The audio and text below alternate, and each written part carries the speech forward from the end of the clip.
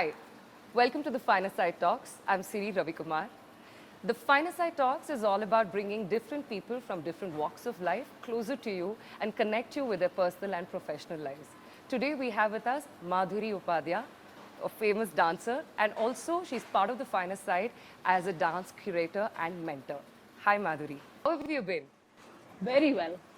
I think it's really difficult for artists right now because we are so used to being on stage and like Yeah. talking to people and the buzzing energy. How are you keeping up with the current situation? It's a very, very challenging time for artists, performing artists who are in the live space. Uh, everyone is, in fact, recently I was speaking to a couple of them, and everyone is struggling not only with, finances, but they're having so many issues of depression and anxiety and things like that because they don't know where the next meal comes Yeah. from. Yeah. So it's been very, very tough. But luckily enough, people are transitioning to the digital space. Right. And it's a huge challenge that the entire community is facing. Right. So, but then we adapt. We artists always learn to adapt to situations. So that's the best part of it. I mean, it is, and it's quite crazy because I think even with dance, when you have to meet students, and it's a more of a touch and feel kind of a medium, and if you have to shift the entire focus to a digital space, and what is the major shift that you have seen? Like, how difficult is it to adapt to this current situation right now? It's very difficult because when people go to watch an artist perform, there is a certain energy from the artist that they absorb, and they go back home with that energy. That is missing. The real connection is missing. So how do you bring about that magic through the digital space? I think that's the biggest challenge that we are facing. Right. Yeah. Apart from other logistics, like we have to learn to work with camera and lights and technology, and how do you teach through this space? How do you teach? How do you go online and teach people? Because you can't touch them, you can't correct their posture. You cannot. Right. There's so many challenges like Right. that. But surely and very, very, I would say, persistently, we all are making that shift and the change. Let's see what happens. I know, I mean, there's no other choice but to get adapted to the new normal. But still, yeah, like you said, the posture or how when people say you work out online and you have these classes and then you end up injuring yourself or you're doing something not right. And because dance is also some kind of a workout, and I think your posture and your form has to be correct. Yeah. Right? So do you have your students calling you and saying that they really miss being in the class, or how does it work? How's it going? Yeah, they do miss it a lot, a lot of them. But most of them, in fact, children have all come back and they're all attending the online classes. And yeah, they do miss, the whole energy of being together, learning together. And you come at a particular time, so everybody meets, and after class they kind of discuss what happened, what went wrong. They laugh at someone, and they share a joke and go back home. So that is missing now. Yeah. So that's what they miss, I think, the vibe of being with one another. That's true. Yeah. And I'm glad to, be part of the Finer Side right now because, this is a place, it's a art hub, like a Gurukul for arts, I could say. And I'm really glad that, there's so many things that the Finer Side comprises of. And I'm really happy that you're part of it. You're a mentor and a curator. And how do you feel being part of the Finer Side? Siri, I know Prithvi for many years now. It's been 20 years since my sister and I started our company, Nritya. And way back when, we were nothing when we started, and we didn't have godfathers protecting us and helping us and things like that. So we started with, dancing on the terrace and things like that. We would travel in the bus with a tape recorder in hand, you know, Okay. physically carrying it everywhere.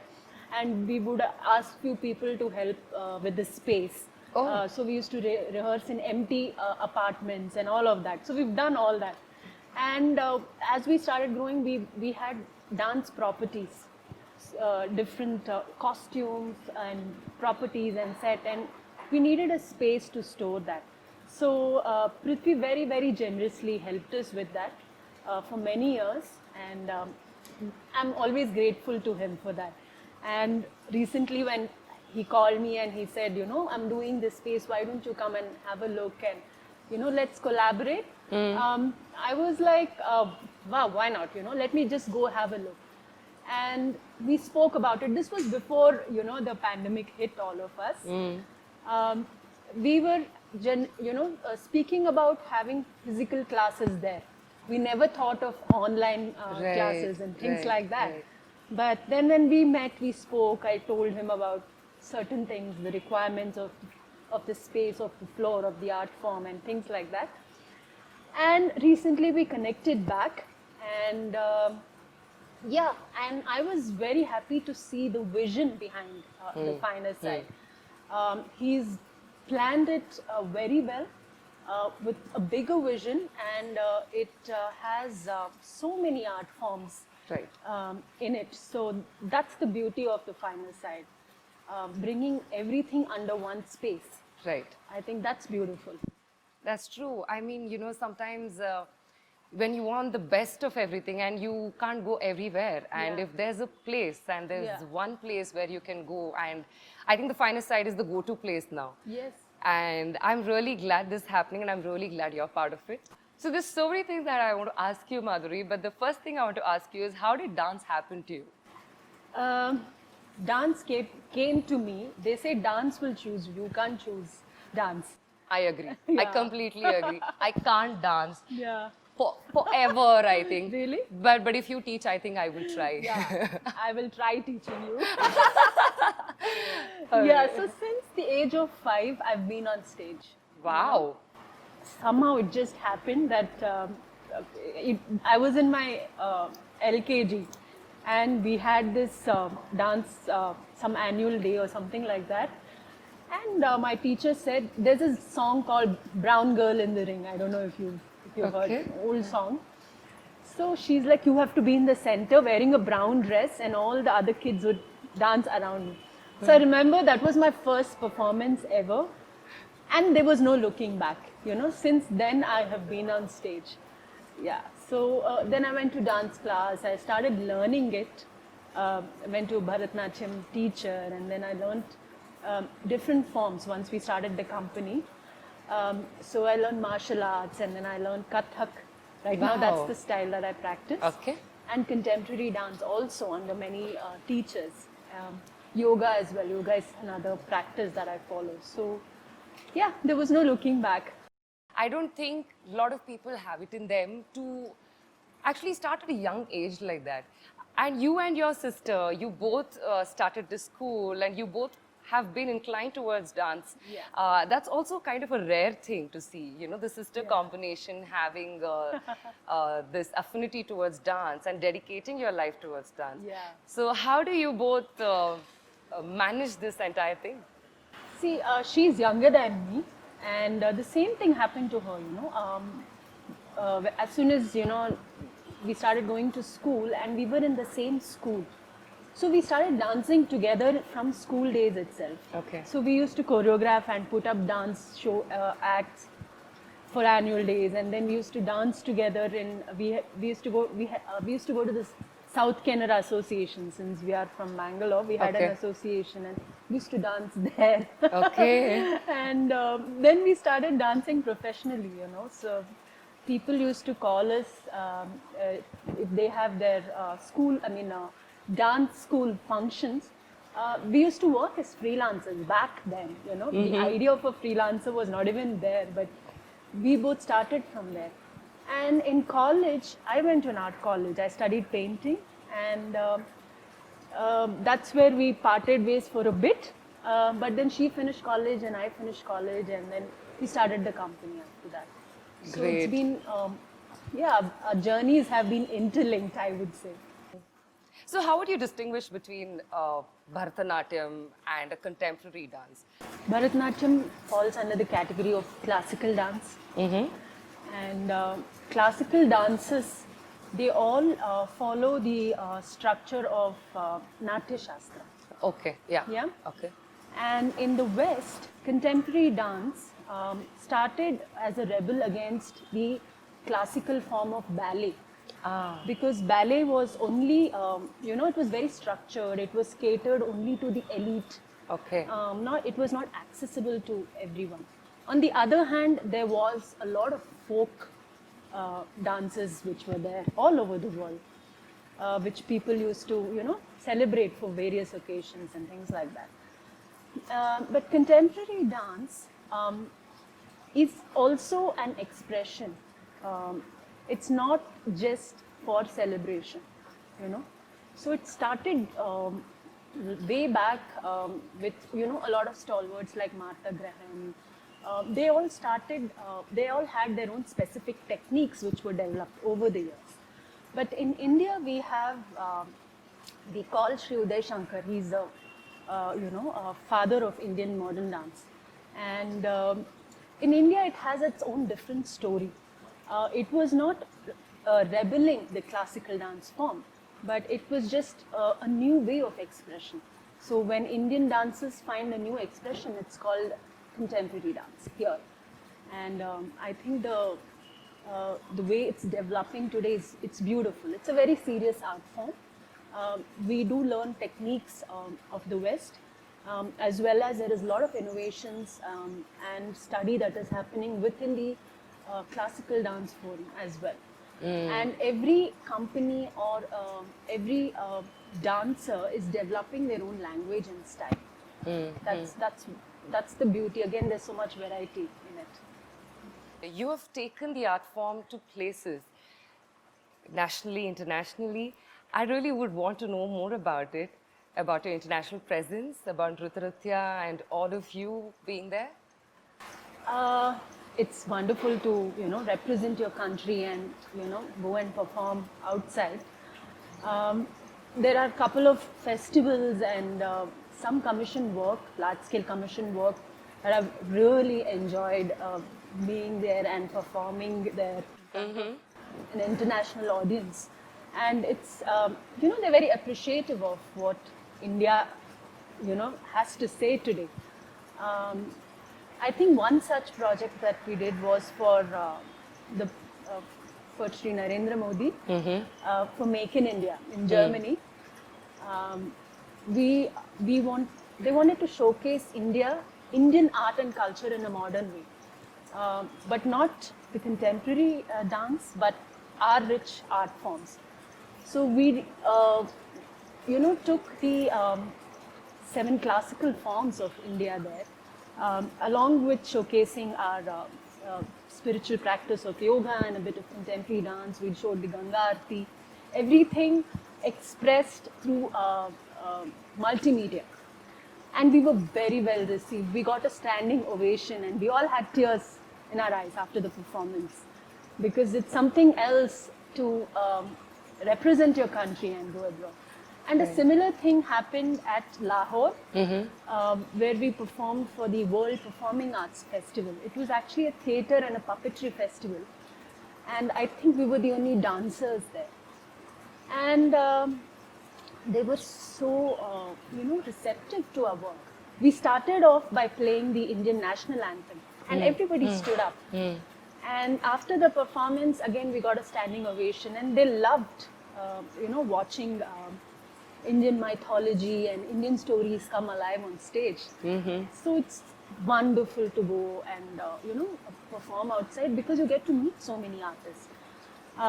Another such performance was a collaboration with a music band. And it was a huge, stadium we performed at. And the thrill of performing, in a music space, because usually when you have a dance live performance, maybe there is around 1,000, 1,500 pairs of eyes watching you.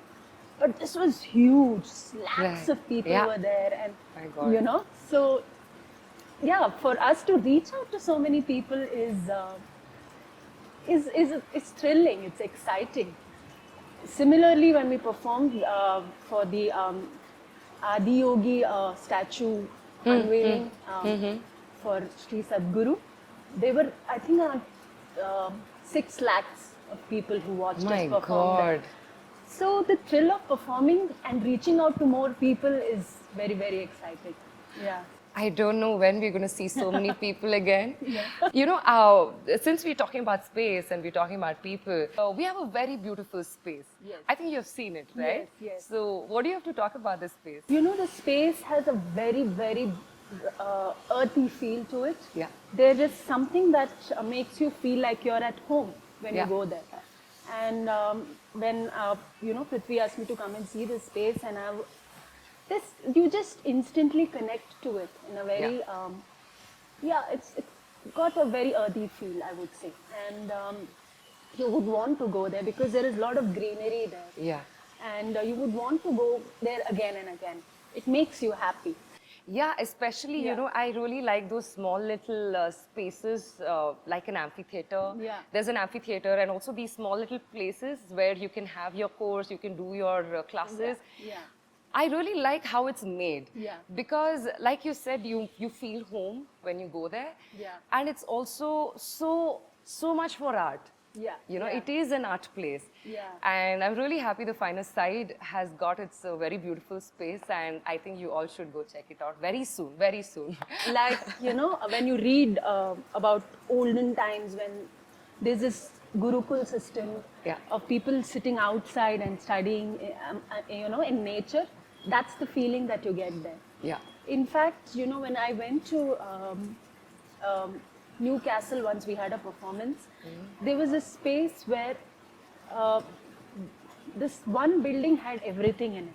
You know, it had a technical room where you could edit your videos. There were spaces for you to rehearse and learn.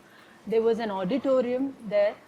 There were video screening room for people, and there's a library. Then there's a cafe. Everything was under one roof. And I think the Finest Side is going to be that space for Bangalore. Yeah. So I'm thrilled to start classes there, and I want to see people coming in. I really want to see people. And, you know, like when you were talking about these auditoriums being filled, 6 lakh, I don't know when we're going to see so many people together, but we're going to start online classes because nobody has to miss out on anything. Yeah. So how do you plan to conduct these classes online with the Finest Side? So, what I have curated at the Finest Side is I would like to offer a variety of styles to begin with. So there is a classical art dance form. Then there would be a popular style which everybody, you know, want to learn. Then there is a street style. There's a Western classical form as well. So we want to begin with this, and I would like to offer a lot of variety so that people can always try different forms and see what they like and what, you know, or maybe they could also explore more than 2 or 3 styles. Right. There is an option for that as well. And I think, you know, they're also planning a lot of webinars and to talk about styles and to bring awareness about dance as not just as a hobby, but, you know, as a practice for more than just an entertainment medium. There is so much more to dance. So. Right. So it's not just about online classes, but it's about bringing awareness to the dance form itself. Right. It's not just the style, how you stand, it's not the posture, but you also need to understand what dance is, Yes. right? Yeah. Because I think a lot of people always rush to learn things and they rush to finish it and Yes. then say perform. Yes. So what would you actually tell aspiring dancers? What should they start with? What is it that they have to keep in mind before they want to learn? The first thing they have to explore is what style suits them. You know, what style suits their body.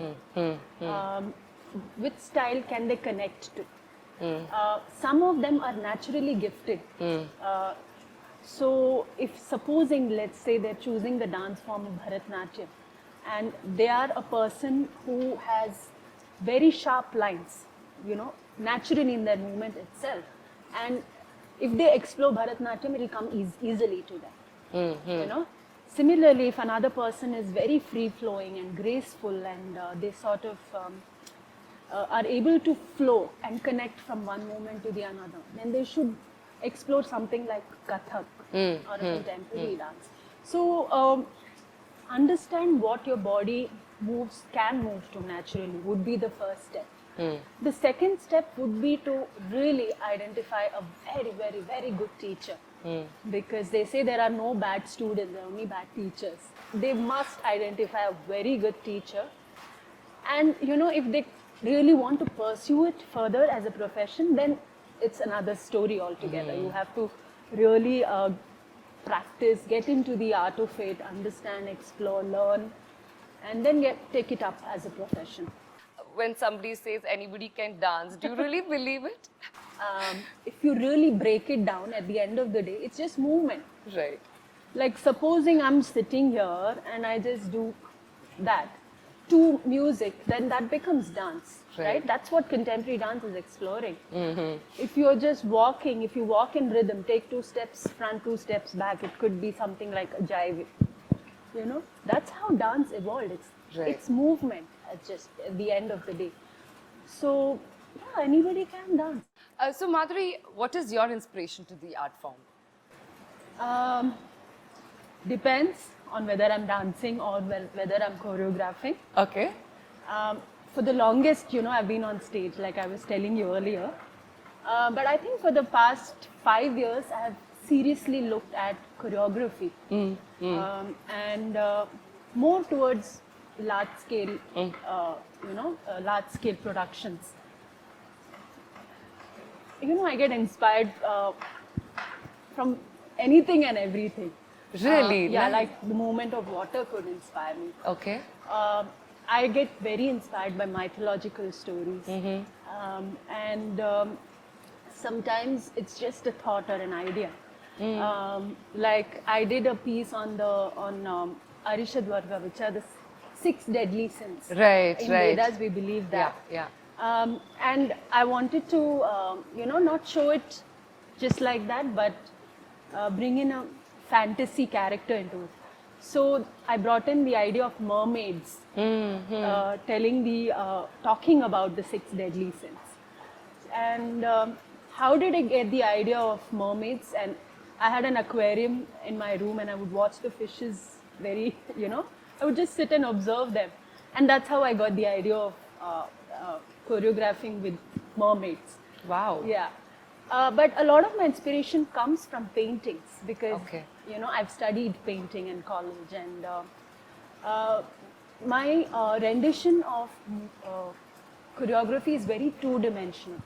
It looks like a series of slides put together. So I did a whole choreography on Rangoli patterns, and I projected it life size. So, the dancers were just, they were just like glass pieces of a kaleidoscope. So, Wow. Yeah. So you don't know where inspiration comes from. You keep your eyes, ears, and all your sense organs open. Right. Like I did right now I'm working on a piece on illusion, and I want to sort of make it mixed media work, to involve a little bit of shadow play and maybe projections and things like that. So Great. I think that's what's important to an artist, right? Be Yeah. it a singer or a dancer, anybody like a filmmaker. You always draw inspiration from what you see. But I didn't know that you could do all this with dance because, like you said, you did Rangoli patterns. I've Yes. never heard of this. Mermaid. I think these are really fresh concepts. And it's really beautiful that you could actually come up with an idea like that. Also, I want to ask you, are dancers also good musicians? Because I don't know, you need to be in sync with the beat and you need to understand the music, right? Yes. So I'm sure that also comes in handy. Dancers definitely, I wouldn't say musicians, but they have a good ear for music. Yes, and you know, in olden times, they used to insist that every dancer has to learn to sing. Okay. Yeah. Okay. And a lot of them used to sing and dance. Like the Devadasi tradition was Right. there, where they used to sing to the idol. They would face the idol, and you know, sing praises and dance at the same time. Or in the court, there would be courtesans who would sing and dance as well. Right. And they have to be very good with their rhythm, because you know, dance involves percussions, and in fact, again, I would say in the courts there would be jugalbandi between a tabla player and a Kathak dancer, you know. So and you have to recite, especially in forms like Kathak, you actually recite the bowl and then you perform it. Right. Yeah, so they definitely have to know, have to have sense of music. Right. And what kind of, like contemporary dance, we create our own music. We get our music composed, right? So what is the quality of music that you want? What is the kind of instruments that you would like to be incorporated? What is the you know, tala that you would require? What is a literature that will go into the song? All these things will come into the picture, and a choreographer should have an idea about all of this.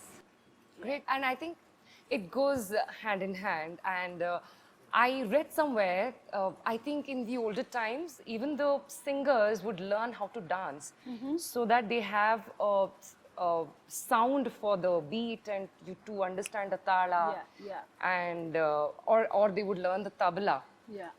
You know, and I think it's always complementary, Yes, right? Like yes. music and dance. And do you think you can do away with music and still have the art form of dance?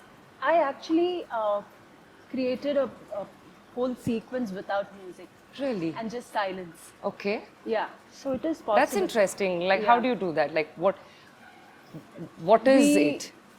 We had breath which we used Okay. to sync with each other, to understand, and to bring in some kind of rhythm in the movement. We had sounds which the dancer used to say. We had we brought in one or two instruments of cymbals, tala, and things like that. But most of it was in silence, and you won't believe it. We had a group of children, children who could not hear. They came to watch the performance, and they loved this piece because it did not have music, and for them, anything they watch, they can't hear. But they could identify with this particular dance piece. So yeah, it is Interesting. possible. Yeah. It's really interesting because there's no dance without music is what we think, but Yeah. there could be. There could be, right? Like right now, if we are sitting here, we can hear the sound of water flowing. That is music, right? Right. So a lot of people use natural sounds. They record it and they use it as music. And it need not have a particular rhythm. But there is rhythm in nature, if you listen closely. Yeah. Beautiful. Yeah. Beautiful. Who's your favorite dancer, Madhuri? Oh my God. Michael Jackson. He is. Oh my God. If anybody can move like him. There Oh, are he's so good. many, you know. Yeah. I think Beyonce is a good dancer as well. Back home, there's so many good dancers. I like to watch this. There's a good Kathak dancer called Aditi Mangaldas. I like to watch her. She's powerful. Then there are some very good choreographers internationally. I like their work as well. Yeah. Nice. Like there is Siddhi Larbi. I love his creations. So beautiful. Yeah. Nice. Yeah. So, Madhuri, tell us something that we don't know about you. Oh God. Some little secret. See, there no. I'm an open book. Really? Okay. But then please go ahead. Tell us something that we don't know about you. Maybe what you like, what you not like. For example, I hate wet floors. I'm just saying. but I'm OCD about it. If I see anything spilled, I just go Oh my get my, God. I mop the entire floor. I'm like, no, this can't. So I'm just asking anything Yeah. trivial it could be, but what is it? I think I'm a loner. I like to be alone. Okay. Yeah. I I mean, there's only so much of people talking that I can take. After a point, I want to cut off and be alone with myself. Oh, really? I'm not talking too much. No, I love it. Okay. You know, I think my life has extremes. Like when I'm working, I'm with people all the time and talking and, you know, creating and all of that. And when I come home, I just want to be alone. Yeah. So are you an early morning person? Or Not do you at stay all. up? You're not. No. Thank Although God. my profession demands it. Yeah. But I am not at all an early morning. Yeah. So how is your routine like? What do you do? How does your day look like? Like say this COVID times is a different ball game altogether, but Yeah. otherwise what is your routine like? What do you do? Uh, Typically, you know, I stay close to Cubbon Park, so I go for a walk or a run there. Okay. And then usually we have a studio in Jayanagar, so we go there and, you know, be there Okay. whatever time we have rehearsals are set. In case there's a performance lined up, then we have rehearsals late evenings because Okay. we do have a couple of freelancers coming in and rehearsals go on late. But otherwise, you come home, you finish a little bit of your work, and I work out, spend time with my mother. Yeah, Nice. and you know that's how the day goes by. Or you catch up with a friend, and I have very few close friends, so I meet them once in a while, and that's about it. Nice. It was great having you over. Such a lovely conversation I had with you because I think a lot of things that I didn't know about dance is what I discovered. And any last thoughts that you want to share with us? I think the final side. Let's talk about the final side, which is why we are all here today. Right. It is a space to look out for because it's not just about dance. It is opening out to a lot of other things like theatre, like fine arts. Then there is music. If somebody wants to learn any musical instrument, they could come here. Yeah, so it's not just about dance. It's about art, Right. exploring different art forms and everything under one roof. And now we're going online, but then there, you know, physical space will open up soon. So there is an opportunity for every person who wants to explore the field of art itself. Yeah. So watch out. This is a space to look out for. I would say. Great, great. And I'm equally excited and thrilled. And we want the finest side to kickstart in a physical space as well. But thanks for being here, Madhuri. And also, I would like to thank Brahma Brews for this lovely place. It's amazing, this space. I loved coming here. And we'll come more often. Yes, we will. Okay, thank you. Thank you. Bye. Bye.